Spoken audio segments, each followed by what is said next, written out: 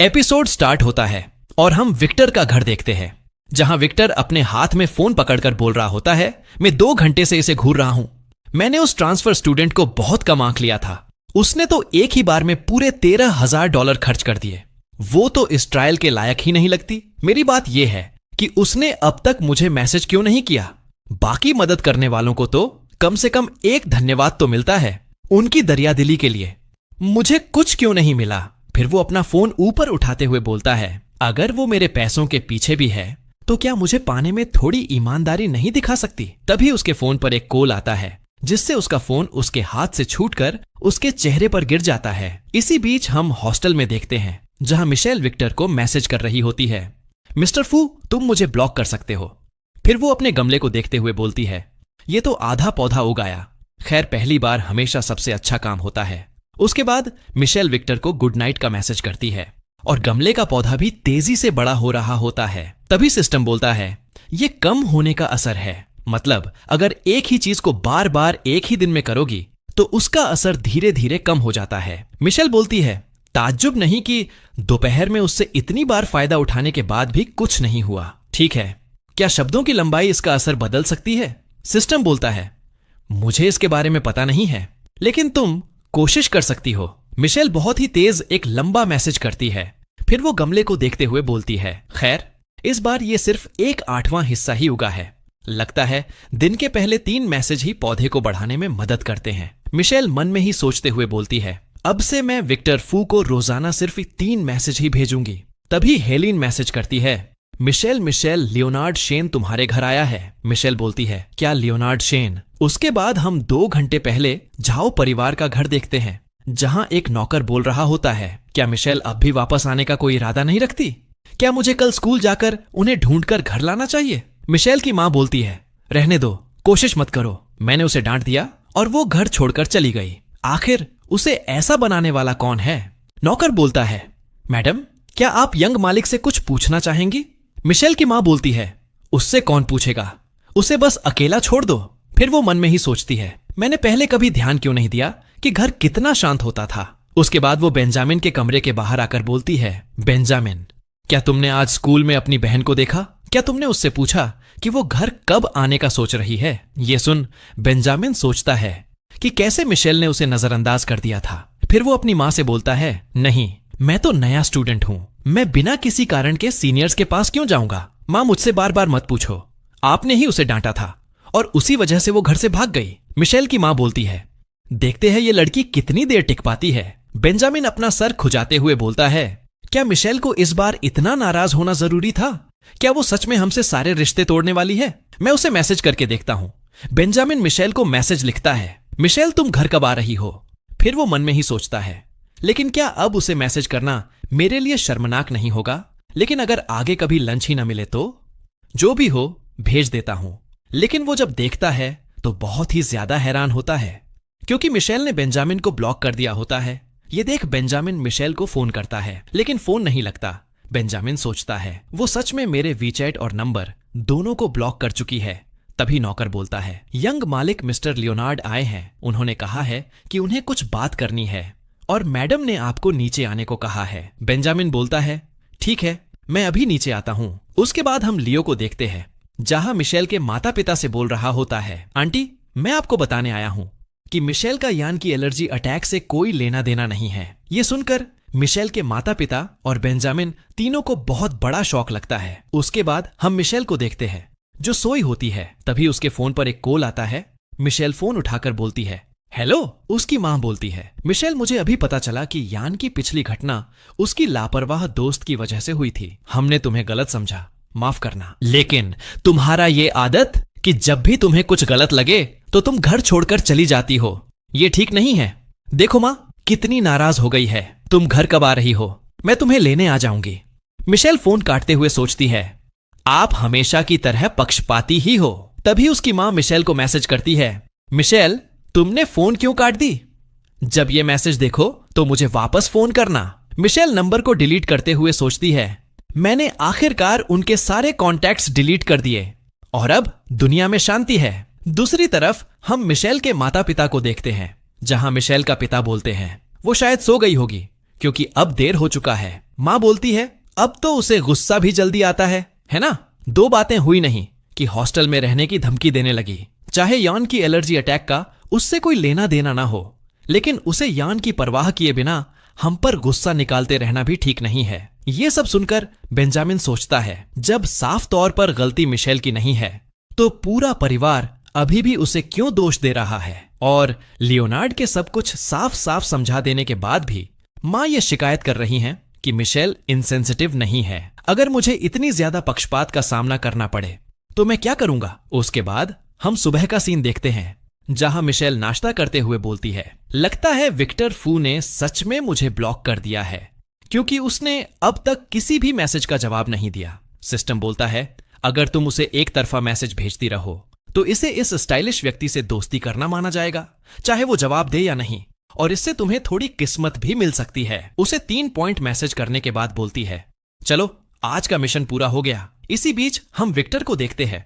जो पूरी रात जागा होता है। फिर वो मिशेल का मैसेज देखते हुए बोलता है वो क्या भेज रही है, ये तो मैसेज कोड जैसा लग रहा है। विक्टर अपने फोन में सर्च करता है 3 बिंदुओं का मतलब क्या होता है। उसके सामने आता है रोमांटिक नॉवेल्स में 3 बिंदु का मतलब होता है मैं तुम्हें याद करता हूं, मैं तुमसे प्यार करता हूं, और जवाब की जरूरत नहीं है क्योंकि ये उसके लिए एक राज्य है। ये एक ऐसा राज्य है जो तुम कभी नहीं जान पाओगे। ये देखकर विक्टर शर्माते हुए बोलता है उसका मतलब ये था, नहीं ऐसा नहीं हो सकता। उसके बाद हम अगले सुबह मिशेल को देखते हैं जो बहुत सारा सामान ले आ रही होती है। फिर वो अपने सामने देखते हुए सोचती है अरे मेरी डेस्क कहां गई। फिर उसे याद आता है विक्टर ने बोला था मैं ये ले लेता हूं और तुम्हें आज दोपहर की क्लास तक मेरे पास बैठने की इजाजत देता हूं, लेकिन ये सिर्फ आज के लिए है। ये याद कर मिशेल सोचती है मुझे लगा वो बस बातें कर रहा था। मिशेल केक को अपने हाथ में लेते हुए सोचती है मैंने कभी नहीं सोचा था कि वो इतना सुंदर होगा, और मैं तो उसके लिए केक भी लेकर आई हूं। तभी वहां पर विक्टर का दोस्त आते हुए बोलता है विक अभी तक नहीं आया। उसे लगा कि तुम आज होम रूम टीचर से अपनी सीट बदलवाने को कहोगी, इसलिए उसने हमसे कहा कि तुम्हारी सीट वहां आखिरी लाइन में शिफ्ट कर दी जाए, और हां आज तुम्हारी सफाई की ड्यूटी भी है। तभी उसकी नजर मिशेल के केक पर जाता है। फिर वो बहुत ही खुश होकर हंसते हुए बोलता है तुम तो वैसे भी विक को रिंजा नहीं सकती, तो क्यों ना तुम ये मुझे दे दो और मैं तुम्हारी पूरी सेमेस्टर की ड्यूटी संभाल लूंगा। मिशेल केक देते हुए बोलती है ये लो, अब ब्लैक बोर्ड साफ करने की जिम्मेदारी तुम्हारी है। और वो मन में ही सोचती है विक्टर फू जैसा व्यवहार कर रहा है, अब मैं उसे मिठाई नहीं देना चाहती। विक्टर का दोस्त बोलता है अरे अगर तुम कल फिर से एक और लाओगी तो मैं तुम्हें विक का घर का पता बता दूंगा। मिशेल सिस्टम से बोलती है सिस्टम अगर मुझे विक्टर फू का पता हो तो क्या अंकुर उगेंगे। सिस्टम बोलता है नहीं, जब तक तुम उसके घर जाकर समय नहीं बिताती तब तक नहीं। फिर वो वहां से जाते हुए बोलती है धन्यवाद, लेकिन मैं ठीक हूं। और वो मन में ही बोलती है मुझे पता है कि विक्टर फू मुझे अपने घर में नहीं घुसने देगा। विक्टर का दोस्त सोचता है उसको क्या हुआ, क्या वो हिम्मत हार गई और पहले ही छोड़ दिया। मिशेल सोच रही होती है क्या मुझे जैकी जियांग की बेंचमेट बनने की कोशिश करनी चाहिए, जिसकी किस्मत सिर्फ 2% है। तभी पूरे क्लास के बच्चे शांत हो जाते हैं और मिशेल देखती है तो वहां विक्टर आ रहा होता है। विक्टर मिशेल को देखते हुए सोचता है वो इतनी दुबली क्यों है, क्या वो बहुत गरीब है। तो लगता है कि अगर तुम पैसों की जरूरत के कारण मेरे पास आई हो तो वो इतना बुरा भी नहीं है। विक्टर अपने डेस्क के पास जा रहा होता है, तभी वो रुककर अपने दोस्त से बोलता है क्या तुमने अभी तक अपना नाश्ता खत्म नहीं किया। उसका दोस्त मिशेल का केक विक्टर से छुपाकर जल्दी जल्दी खा रहा होता है, इसीलिए वो उसे कोई जवाब नहीं देता। तभी विक्टर का नजर मिशेल के केक पर पड़ता है। ये देखकर वो गुस्से में सोचता है क्या उस लालची लड़की ने नहीं कहा था कि वो मुझे पटाने वाली है। उसने तो आज सुबह मुझे मैसेज भी किया था, लेकिन क्लास में आते ही उसने मिठाई किसी और को दे दी। विक्टर उससे गुस्से में बोलता है क्या तुमने उसे पैसे दिए, क्या तुमने उससे बात की। उसका दोस्त डरते हुए बोलता है मैंने किया। विक्टर बोलता है तुमने उससे क्या बात की। दोस्त बोलता है मैंने उससे पूछा कि क्या वो तुम्हारा पता चाहती है और उसने मना कर दिया। ये सुन विक्टर उसे छोड़कर अपना हेडफोन लगाकर वहां से जाने लगता है और वो बहुत ही ज्यादा नाराज होता है। तभी उसका पैर मिशेल के डब्बों से टकराता है, जिसे वो बहुत ही गुस्से में बोलता है हे क्या ये डिब्बा तुम्हारा है। विक्टर का दोस्त डरते हुए बोलता है नहीं, मैंने देखा कि आज सुबह ट्रांसफर स्टूडेंट इसे यहां लेकर आई थी। फिर वो हंसते हुए बोलता है विक शायद ये तुम्हारे लिए कोई तोहफा है। मैं इसे तुम्हारे लिए खोल देता हूँ। विक्टर बोलता है, एक गंवार क्या दे सकती है, आलू का एक डिब्बी, मुझे उसकी जरूरत नहीं है। लेकिन जब वो देखता है तो बहुत ही ज्यादा हैरान हो जाता है। विक्टर का दोस्त उसे खोलते हुए बोलता है, अगरबत्ती, कुशन, आई ड्रॉप्स और एक एर्गोनॉमिक कुर्सी। लड़कियां वाकई बहुत सोच समझकर चीजें करती हैं, है ना विक? विक्टर शर्माते हुए बोलता है, ये सब तो लड़कियों वाली चीजें हैं। दोस्त कुर्सी को बाहर निकालते हुए बोलता है, हो गया, ये ब्रांड महंगा है तो मैं तुम्हारे लिए इसे आजमा कर देखता हूं। विक्टर उसे धक्का देते हुए बोलता है, उतर जा वरना तेरी पीछे की हड्डी तोड़ दूंगा। फिर वो कुर्सी पर बैठकर सोचता है, हालांकि ये आम स्टूल से ज्यादा अलग महसूस नहीं होता, लेकिन जबकि उसने इसे चुना है तो शायद इतना बुरा नहीं होगा। किसी ने पहले कभी मेरे साथ ऐसा व्यवहार नहीं किया तो शायद उसे मेरे डेस्क मेट बनने में कोई बुराई नहीं है। उसके बाद हम मिशेल को देखते हैं जो सिस्टम से बोल रही होती है, इस गमले वाले पौधे में कितनी नई कोपलें हो सकती हैं। सिस्टम बोलता है 999 कोपलें। यह सुनकर मिशेल की आत्मा बाहर निकलने लगता है। तभी सिस्टम बोलता है, लेकिन जब तुम 500 कोपलों तक पहुंच जाओगी तुम्हारी बुरी किस्मत खत्म हो जाएगी। अगर तुम जारी रखो तो तुम्हारी किस्मत यान झाओ से भी आगे निकल सकती है। मिशेल बोलती है, ओह धत्त, और क्या कर सकती हूं ताकि और ज्यादा किस्मत मिले। दूसरी तरफ विक्टर सोते हुए सोच रहा होता है, धत्त तेरे की, क्या मैंने ट्रांसफर स्टूडेंट की भावनाओं को पूरी तरह से ठेस पहुंचा दिया हूं। कुछ समय बाद लंच होता है और विक्टर पीछे देखता है तो वहां मिशेल नहीं होती है।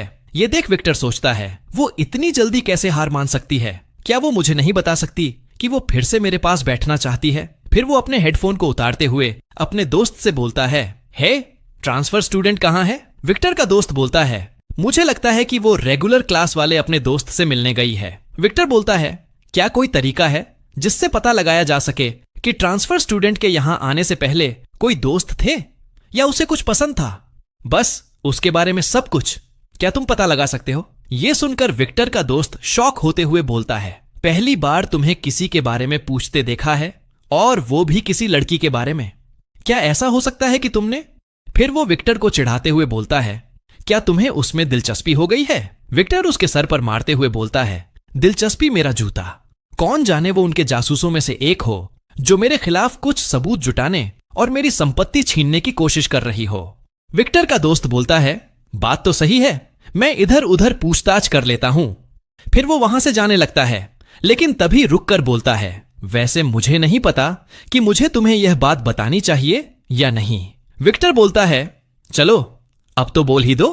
विक्टर का दोस्त उसे चिढ़ाते हुए बोलता है, तुमने अपने किताब को उल्टा पकड़ रखा है। यह सुनकर विक्टर को बहुत ही गुस्सा आता है और वो उसी किताब को चलाकर मारते हुए बोलता है, दफा हो जा। उसके बाद हम हेलिन की क्लास के सामने मिशेल को देखते हैं जो हेलिन का मैसेज देख रही होती है। मिशेल ने बोली, होती है, लियोनार्ड शेन की नोट्स तुम्हारी डेस्क पर है, लंच के बाद जब तुम क्लास में लौटो तो उसे दे देना। हेलिन बोलती है, ठीक है, क्या तुम्हारा और लियोनार्ड शेन का झगड़ा हुआ था? मिशेल बोलती है, नहीं। फिर मिशेल अपने जेब में हाथ डालकर एक पेपर निकालती है जिसमें लिखा होता है, शैरोन एयर के बारे में धन्यवाद। मिशेल पेपर को अपने हाथ से मसलते हुए मन में ही बोलती है, शायद लियोनार्ड शेन ने यह यूं ही कर दिया होगा। अगर मैं ऐसा करूं तो शायद कोई गलत फहमी हो जाएगा, मैं इस जीवन में फिर से प्यार नहीं कर सकती। उसके बाद हम लियो को देखते हैं जहां पर लियो का दोस्त आते हुए बोलता है, चलो गॉड याओ खाना खाते हैं। लियो बोलता है, तुम पहले जा सकते हो। लियो का दोस्त वहां से जाते हुए बोलता है, ठीक है तो फिर मैं पहले जा रहा हूं। और हेलिन लियो को नोटबुक देते हुए बोलती है, ये लो तुम्हारी नोटबुक। लियो बोलता है, ये बात तुम्हारे मुंह से क्यों आ रही है? हेलिन बोलती है, मिशेल ने इसे पढ़ने के बाद मुझे दिया था, तो इसमें क्या गलत है अगर मैं तुम्हारे लिए इसे लेकर आई हूं तो? लियो सोचता है, उसने पहले कभी किसी और को नहीं भेजा, लेकिन इस बार क्यों? तभी वहां पर लियो का दोस्त आकर बोलता है, मैंने सुना कि मिशेल झाओ ने विक्टर फू के लिए बहुत सारी चीजें खरीदी। कितनी प्यारी बात है। क्या वो तुम्हें उकसाने की कोशिश कर रही है ताकि तुम पहले उससे बात करो? लियो बोलता है, मैं उससे बात क्यों करूंगा? ऐसा नहीं है कि मुझे वो पसंद है। लियो का दोस्त बोलता है, सही बात है, तुम्हारा भविष्य बहुत ही उज्जवल है। हालांकि मिठाइयां और बेंटो बहुत स्वादिष्ट होते थे। उसके बाद हम विक्टर को देखते हैं जो बाहर देखते हुए सोच रहा होता है, वो कहां गई? अब तक लौटी क्यों नहीं? क्या अब तक उनका लंच खत्म नहीं हो जाना चाहिए था? दूसरी तरफ हम मिशेल को देखते हैं जहां पर बेंजामिन और उसका दोस्त जा रहे होते हैं। तभी बेंजामिन का दोस्त बोलता है, अरे तुम्हारी बहन फिर से तुम्हें डांटने तो नहीं वाली है ना? बेंजामिन मिशेल को देखकर सोचता है, अगर वो मुझे ब्लॉक कर दे तो ठीक है, लेकिन अब तो वो मुझे नजरअंदाज कर रही है। क्या इसीलिए क्योंकि उसने मुझे गुंडों के साथ देखा? फिर वो मिशेल के सामने आकर बोलता है, दीदी तुम नाराज होना कब बंद करोगी? मिशेल बोलती है, क्या इसीलिए तुमने मुझे रोका? बेंजामिन बोलता है, हम परिवार हैं, इतनी छोटी बात पर हमें जंग नहीं लड़नी चाहिए। तुमने मुझे नजरअंदाज किया और ब्लॉक भी कर दिया, लेकिन अभी तो तुमने ऐसा दिखाया जैसे मुझे देखा ही नहीं। मिशेल बोलती है, मैं तुम लोगों से कोई जंग नहीं लड़ रही हूं, मैं बस अब वापस आने का इरादा नहीं रखती। यह सुनकर बेंजामिन बोलता है, क्या मतलब है तुम्हारा? मिशेल बोलती है, तुम्हारा परिवार 2 साल पहले जब मैं यहां आई तब ठीक था, इसलिए मुझे अब लगता है कि मैं एक फालतू इंसान हूं। मैं एक सीमा खींचना चाहती हूं और वहां लौटना चाहती हूं जहां मैं 2 साल पहले थी। पिछले 2 सालों में तुम्हारे परिवार ने मेरे ऊपर लगभग $18,000 खर्च किए हैं। मैं तुम्हारे $18,000 का कर्जदार हूं। मैं धीरे धीरे चुका दूंगी। तो प्लीज अपने परिवार से कहो कि मुझे थोड़ा समय दें और मुझे परेशान करना बंद करें। बेंजामिन बोलता है, तुम क्या कह रही हो? तुम्हें ढूंढने में हमने बहुत मुश्किलें झेली हैं, किससे तुम्हारे पैसे चाहिए? लेकिन मिशेल वहां से जाते हुए सोचती है, छोड़ो, बेंजामिन स्वभाव से बुरा नहीं है, लेकिन मैं उसे अपने पिछले जीवन के बारे में समझा भी नहीं सकती, तो यहीं पर बात खत्म करते हैं। फिर वो वहां से जाते हुए बेंजामिन से बोलती है, प्लीज मेरी बात उन तक पहुंचा देना। बेंजामिन मिशेल को जाते देख सोचता है, मैंने कभी नहीं सोचा था कि वो घर छोड़ देगी और वापस नहीं आएगी। क्या हो अगर वो अपनी बात को लेकर सच में गंभीर हो। और इसी के साथ एपिसोड 3 खत्म होता है। मैं इसका एपिसोड 4 जल्दी ही लाऊंगा। तब तक के लिए वीडियो को लाइक कर लो। चलो मिलते हैं अगला एपिसोड में।